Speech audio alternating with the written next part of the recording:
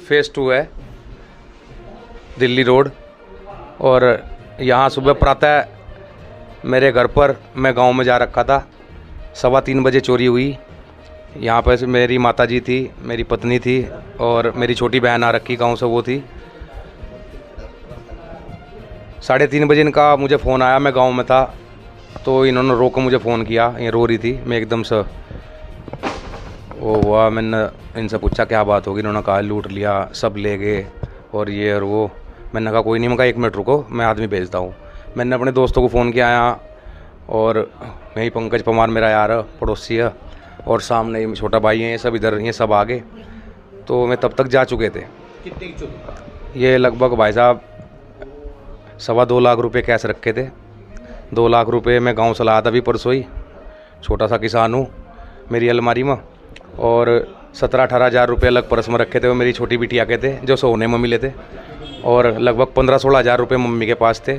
बाकी सारा जेवर जितना भी था, सोने का चांदी का सब मैं सोना चांदी कितने के होंगे लगभग आपके? लगभग जी 30 से 35 लाख रुपए के करीब सोना चांदी का जितना भी जेवर था। मेरा गले की चैन, मेरी एक डायमंड की अंगूठी, एक वैसी अंगूठी। 30-35 लाख का सोना चांदी? हाँ जी, 30-35 लाख रुपए का। चोर ऊपर से आए जी, बराबर में भी यहाँ प्लॉट खाली है, ये वाला प्लॉट भी खाली है, सामने का गेट बंद रहा। तो लगभग कितने की चोरी मान के चलते हैं? कैश और सोना समेत आपको? लगभग जी सभी कैश मिलाकर मैं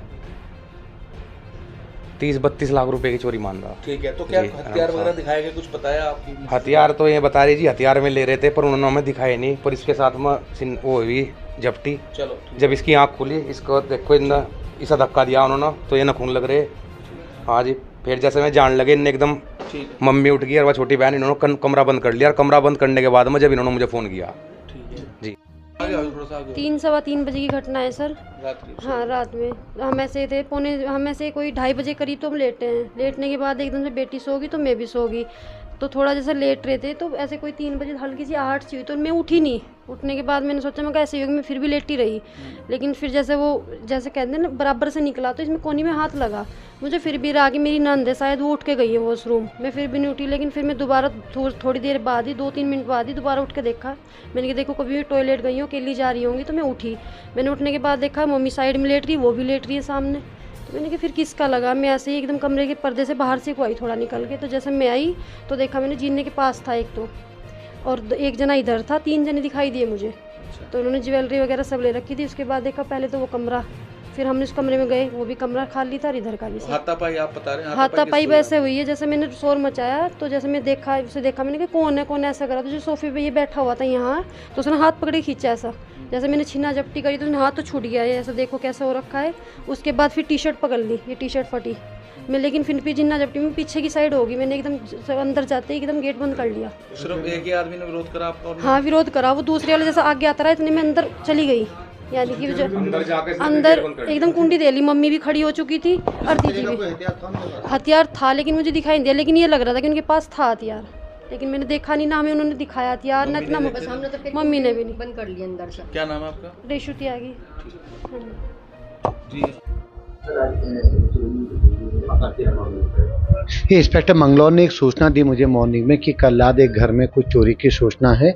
उनको मैंने निर्देश किया कि वो एफएसएल टीम बुला करके एक बार पूरा चेक कर लें, तो तहरीर के आधार पर आगे मुकदमा दर्ज होगा और कौन थे क्या थे वो सारी तहकीकात विवेचना वाला पार्ट है, उसमें हम आगे कार्रवाई करेंगे। अभी चोरी कुछ लाखों में बता रहे हैं, उसका नंबर वो कि लाखों की चोरी है, तो एग्जैक्ट फिगर तो अभी ऐसा बताया नहीं। बाकी मैं अभी 1 घंटे बाद खुद भी मंगलौर थाने में जा करके एक बार सारी चीज़ें स्पष्ट कर दूँगा। अब बाकी हमारी टीम लगी है, तो सीसीटीवी में क्या है, क्या वहाँ हम कैसे उन तक पहुँचेंगे, ये अभी जाँच का, अब वो एक बार जाँच का विषय, उसमें एक बार काम करेंगे तब बता पाएंगे।